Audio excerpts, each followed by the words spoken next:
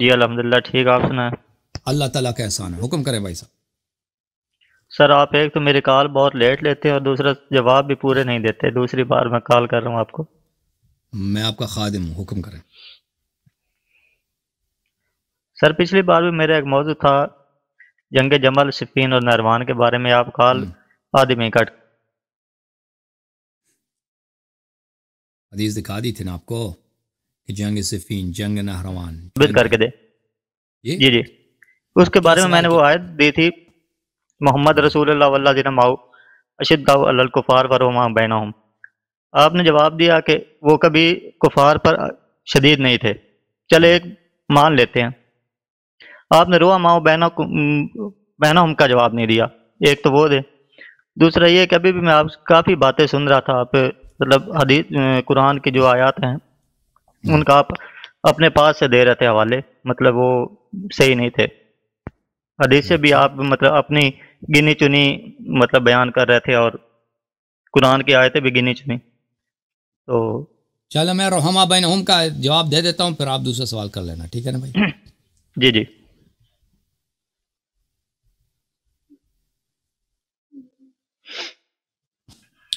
تو قرآن کی آیت ہے، بسم اللہ الرحمن الرحیم، محمد رسول اللہ صلی اللہ علیہ وآلہ والذین معه اشداء علی الکفار رحماء بینہم. جو لوگ واقعاً پیغمبر صلی اللہ علیہ وسلم کے ساتھی ہیں ان کی دو خاصیت ہے، کفار پہ شدید ہیں اور آپس میں رحم دل ہیں.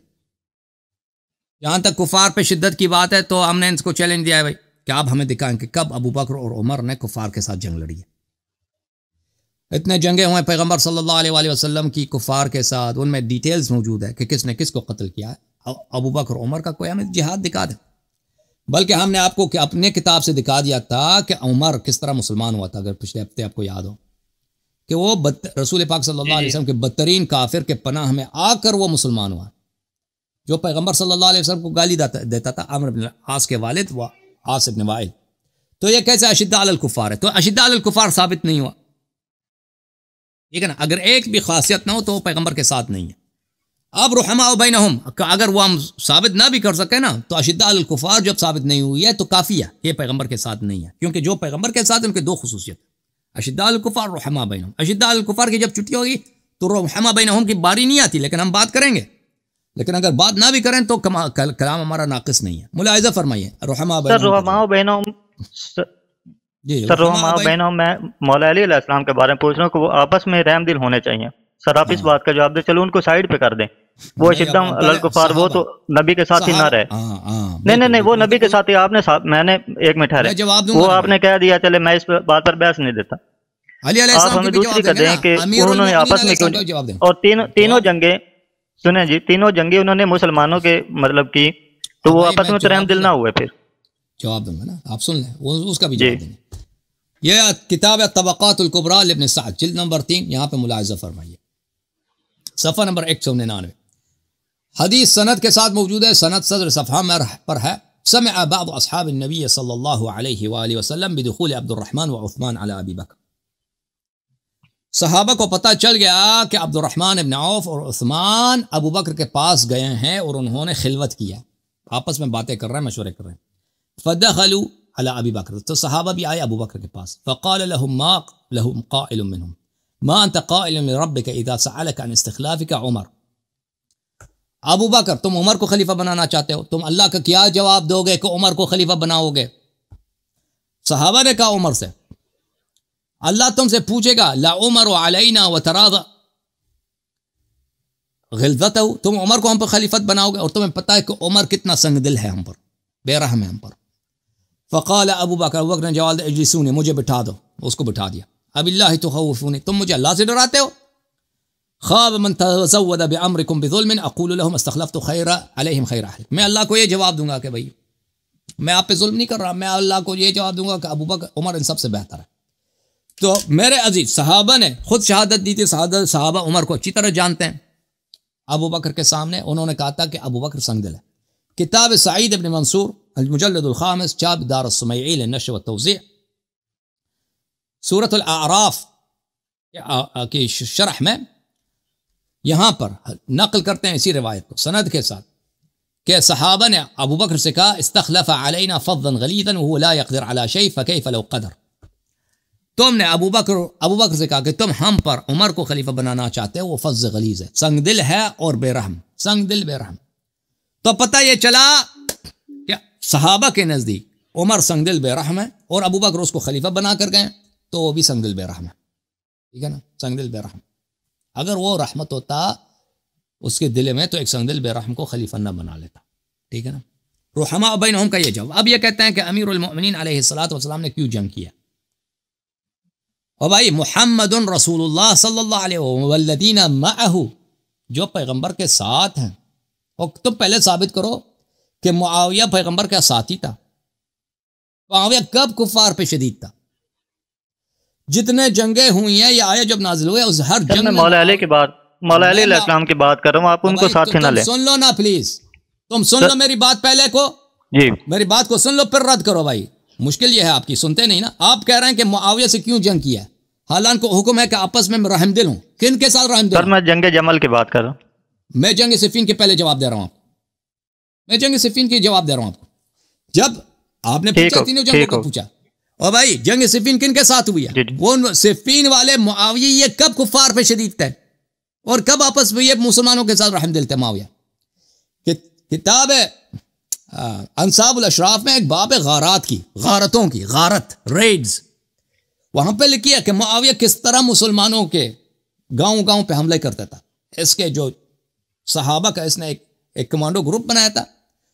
یہ کمانڈو گروپ اس کا کام یہ تھا کہ مختلف قبائل پر امیر المؤمنین علیہ السلام کے قلمرو میں، ان کی حکومت کے دائرے میں حملہ کرے، ان کے جانوروں کو قتل کرے، ان کے مردوں کو قتل کرے، اور جتنا وہاں پہ خرابی کر کے وہاں سے فوراً نکل جائے اور ایک جگہ پہ نہ روکے.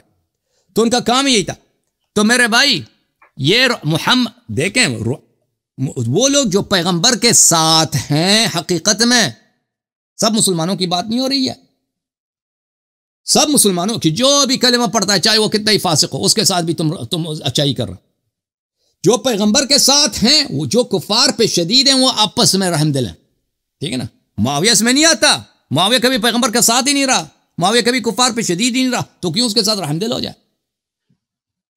کیوں اس کے ساتھ رحم دل ہو؟ کیوں ایک ایسا شخص، جب پیغمبر صلی اللہ علیہ وسلم آپ کے اپنے کتب میں اس کو لعنت کیا پیغمبر نے. آپ میرا تقریر پڑھ لیجئے، کچھ عرصے پہلے میں نے تقریر کیا تھا کہ محرم میں کہ آپ کے صحیح کتب سے احادیث کے ساتھ کہ معاویہ کو کیسے رسول پاک صلی اللہ علیہ وسلم نے لعنت کیا.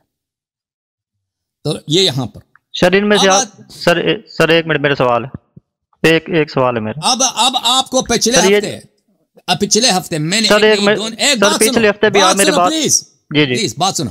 پچھلے ہفتے میں نے آپ کو ایک نہیں، دو نہیں، تین چار احادیث دکھا دی تھی کہ رسول اللہ سر میں حدیث کی بات ہی نہیں کر رہا. سر میری بات میں حدیث کی بات کر رہا ہوں. اللہ تعالیٰ نے بھائی تم سر آپ آدھی حدیث سے تو خود، سر میری بات سنیں، آپ آدھی حدیث سے تو خود ہی نہیں مانتے، جو اہل سنت مانتے ہیں وہ خود بھی. سر آپ خود ہی رد کرتے ہیں نا، وہ اہل سنت صحیح حدیث کہتے ہیں. بھائی ہم غلط حدیث کو نہیں مانتے. سر میری بات سنیں، آپ کس طرح کہہ سکتے ہیں کہ یہ حدیث ٹھیک ہے یہ غلط ہے؟ آدھی حدیث وہ صحیح سند کے ساتھ پیش کرتے ہیں، دوسری کتاب میں وہی آپ غلط ثابت کر دیتے ہیں، تو آپ کدھر جائیں؟ جی تو آپ کے علماء جب اس کی سر وہی سند کے ساتھ ثابت کرتے ہیں، آپ وہی دوسری کتاب میں آپ کتنی کتاب. اب ایک میں سر مجھے بات کرنے دیں، پھر آپ ایزیلی بات کر لیں. پہلے مجھے بات کرنے دیں، پھر آپ ایزیلی بات کر لیں. سر میری بات سنیں، 5 منٹ ٹائمر لگا دے، میرا ٹائمر لگا دے. کیوں ٹائمر؟ سر اگر ایک مسلمان انسان ہوتا ہے وہ قرآن کو ہٹ کے یہ حدیث سے کتنی کتابیں ڈھونڈے. ایک منٹ ٹھہرے، کتنی کتابیں وہ ڈھونڈے؟ ایک منٹ ٹھہرے سر، کتنی کتابیں ڈھونڈے کہ وہ اپنے کو حق ثابت کرے؟ پہلی بات تو یہ کہ اللہ تعالیٰ نے، ایک منٹ ٹھہرے سر، ایک منٹ ٹھہرے، اللہ تعالیٰ نے قرآن میں فرمایا کہ وَلَقَدْ صَرَفْنَا لِلنَّاسِ فِي هَذَا الْقُرْآنَ مِنْ كُلِّ مَثَلٍ، ہم نے قرآن میں لوگوں کے لیے ہر مثال سے بیان کر دیا ہے، واضح کر دیا ہے. پھر ایک آج میں اللہ تعالیٰ فرماتا ہے کہ ہم نے عام لوگوں کے لیے، نہیں سر آپ خود جھوٹی کرتے ہیں نا، ہم نہیں کرتے. ایک مسلمان ایک حدیث کو صحیح سمجھتا ہے، دوسرا اٹھ کے اس کو غلط ثابت کر دیتا ہے، اور وہ کدھر جائے؟ آپ بتائیں نا، وہ کہاں سے ڈھونڈے؟ اینڈ قرآن پاک پہ آ کے ختم ہوتا ہے جس میں کوئی تضاد نہیں. وہ قرآن کی بات آپ نہیں مانتے، وہاں پر آپ اپنی مرضی شامل کر لیتے ہیں. وہ آپ 1400 سال پہلے تک مشروط کر دیتے ہیں کہ وہ 1400 سال پہلے تھا، اب اس کی آیتیں ہم پر نہیں. ختم ہے بات آپ کی بھائی،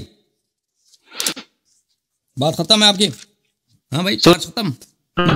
ہم نے لوگوں کے پاس ایسی کتاب پہنچا دی جس کو ہم نے اپنے علم سے مفصل کر دیا، ہم نے اپنے علم سے جس کو ہم نے مفصل تفسیر کر دیا کتاب کو، لیکن تفسیر ہم کہاں سے ڈھونڈے؟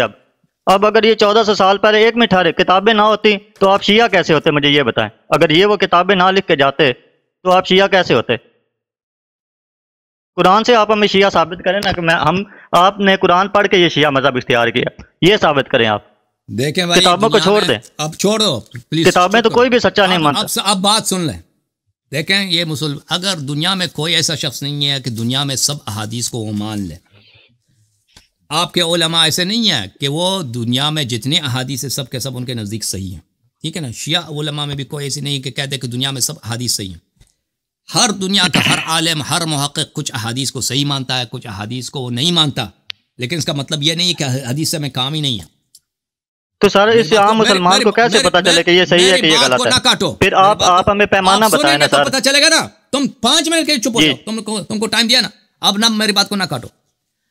تو یہ کہ ہمیں صرف قرآن منظور ہے یہ اور حدیث سے میں کام ہی نہیں ہے، یہ ایک نہایت ہی جاہلانہ اور کافرانہ بات ہے کہ ہمیں صرف قرآن سے ثابت کرو، حدیث سے میں کام ہی نہیں ہے۔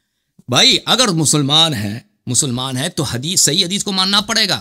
اب آپ کہتے ہیں کہاں سے پتہ چلے گا یہ حدیث صحیح؟ جب آپ کے علماء نے کسی حدیث کی تصحیح کی ہے تو وہ حدیث آپ پر حجت ہے۔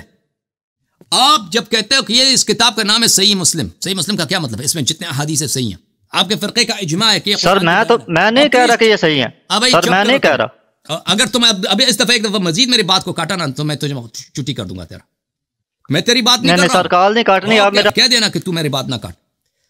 دیکھیں جب آپ کے علماء، آپ کے فرقے کا جب اجماع ہے کہ یہ جو کتاب صحیح بخاری ہے، تمہیں قرآن نہیں پڑھنا آتا، تم کہتے ہیں میں نہیں کہتا، تیری کیا اوقات ہے؟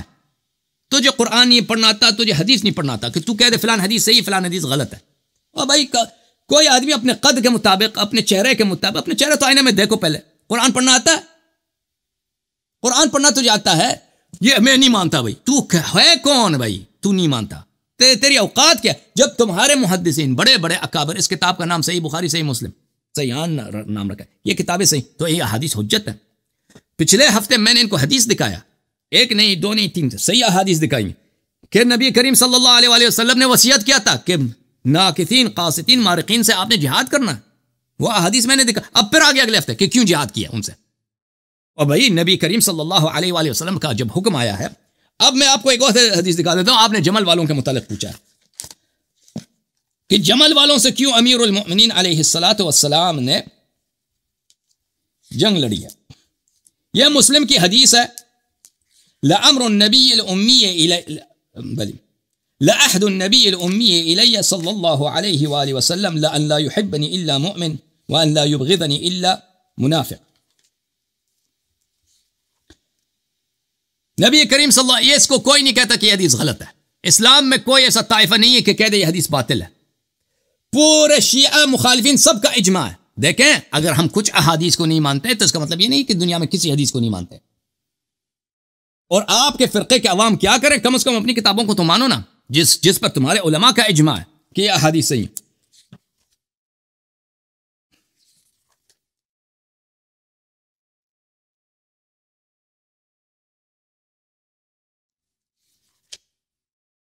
یہ مسلم کی معروف مشہور حدیث ہے، مجھے مل نہیں رہا، ہاں یہ مل گیا ہے، کتاب صحیح مسلم، کتاب صحیح مسلم،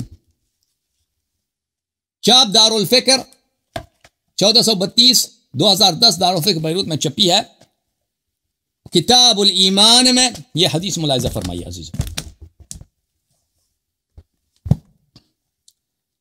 زر روایت کرتے ہیں، قال علی علیہ السلام امیر المؤمنین سید المسلمین سلام اللہ علیہ والذی فلق الحب وبرأ النسمہ، اس اللہ کی قسم جس نے دانہ پیدا کیا اور جس نے انسانوں کو خلق کیا، لأنه لعهد النبی الامی الی، نبی کریم صلی اللہ علیہ وسلم کا مجھ سے وصیت ہے، ان لا يحبنی الا مؤمن ولا یبغضنی الا منافق، کہ مجھ سے محبت نہیں کرتا سوائے مومن کے اور مجھ سے بغض نہیں رکھتا سوائے منافق کے۔ پتہ کیا چلا؟ منافق کی نشانی یہی ہے کہ بغض علی علیہ السلام۔ اب جو لوگ جمل میں جمع ہوئے ہیں، یہ تو نہیں ہے کہ امیر المؤمنین علیہ السلام لشکر گئے لے کے گئے اور وہ بیچارے گھر میں بیٹھے تھے، پہلے تو جمل والوں نے جمل میں بصرہ میں انہوں نے قبضہ کیا، ٹھیک ہے نا، فتنہ کیا۔ امیر المؤمنین علیہ السلام کے خلاف بغاوت کیا. پہلے انہوں نے بغاوت کیا ہے امیر المؤمنین علیہ السلام کے بغض میں, پھر امیر المؤمنین علیہ السلام ان سے جنگ لڑیں. اور بھائی قرآن کہہ رہا رحماء بینہم, مؤمنین کے ساتھ رحمت والے, منافقین کے ساتھ نہیں. جو بھی علی علیہ السلام سے بغض رکھے وہ کیا ہوتا ہے, منافق ہوتا ہے. تو کیا پتا چلا کہ جمل میں جن لوگ آئے تھے کہ علی علیہ السلام سے ہم جنگ کریں, وہ سب منافق تھے. منافق تھے. منافق کا کیا حکم ہے قرآن میں, یا ایھا النبی جاہد الکفار والمنافقین واغلظ علیہم, ہے کہ نہیں؟ اے نبی صلی اللہ علیہ وسلم کفار سے لڑو اور منافقین سے لڑو. منافقین سے جہاد کرنا یہ واجب ہے. تو امیر المؤمنین علیہ الصلوۃ والسلام نے منافقین سے جہاد کیا. کیوں وہ منافق تھے؟ کیونکہ منافق کی نشانی ہی یہی ہے کہ وہ امیر المؤمنین علی علیہ السلام سے بغض رکھتے. ٹھیک ہے نا. تو پتہ یہ چلا کہ صفین میں, نہروان میں, اور دوسروں سے یہ لوگ مومن تھے ہی نہیں ہیں. محمد رسول اللہ صلی اللہ علیہ والذین معه اشداء علی الکفار رحماء بینہم, یہ آپس میں مؤمنین کے ساتھ رحم دل ہوتے ہیں, منافقین کے ساتھ نہیں. یہ جو تھے, یہ آپ کے جو صحابہ ہیں جمل والے, یہ منافق تھے, ختم بات. جب ہیں یہ منافق تو بات ہی ختم ہے. سلام.